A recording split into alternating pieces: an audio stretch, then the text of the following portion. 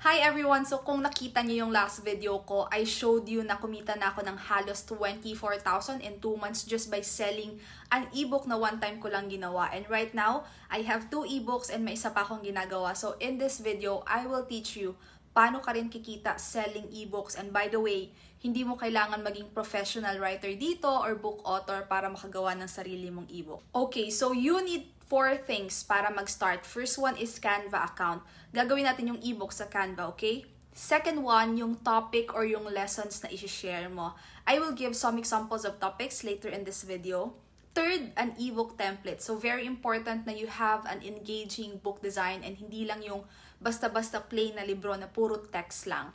Fourth one is your shop where you want to sell it. So sa akin kasi I sell it on my Etsy shop. So yung iba kasi na kapag sinabing ebook, ang iniisip is yung parang librong-libro talaga yung itsura. Yung very plain.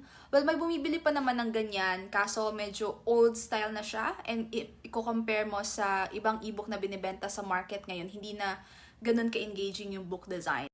Here's what you need to do. First one is go to Canva, create a design. US letter size lagi yung gamit ko, so that's 8.5 by 11. Then, dito sa design section, just type ebook. May mga templates dyan na pwede mong gamitin like yung sa book cover mo or yung overall style ng buong ebook.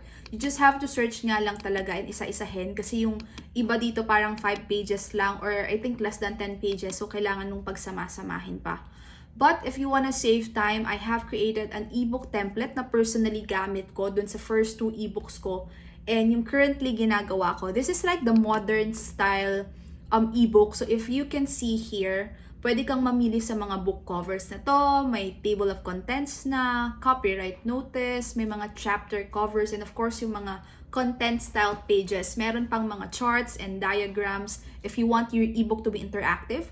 Pwede kang maglagay ng mga questions dyan, meron ding mga quote pages, and yung thank you pages, or if may mga membership ka na in-offer, courses, meron din dito, andito na lahat actually, parang ilalagay mo na lang yung content mo. You can also edit the colors, the fonts, beige tong sa template ko, but pwede mo siyang i-change to blue or green or whatever you prefer. It's in my bio if you wanna check, but if you're watching this on my YouTube channel, nasa description yung link nito. Anyway, once my ebook template ka na, you can just create an ebook with the topic that you want to share. So I like to categorize kasi yung topics into 2. It could be a skill or an interest. When we say skill, syempre ito yung mga how-to or teaching people about other type of passive income or skill. Example would be how to be a virtual assistant, how to do UGC, affiliate marketing, web design, graphic design, how to earn with Airbnb rentals, mga how-to topics. And then yung interest topics naman ay yung mga fitness, health, dating or relationship, productivity, self-improvement, at madami pang iba. As in, sobrang daming pwedeng maging topic. Okay, so sa pictures, make sure maglagay kayo ng pictures kasi boring basahin kapag puro text lang.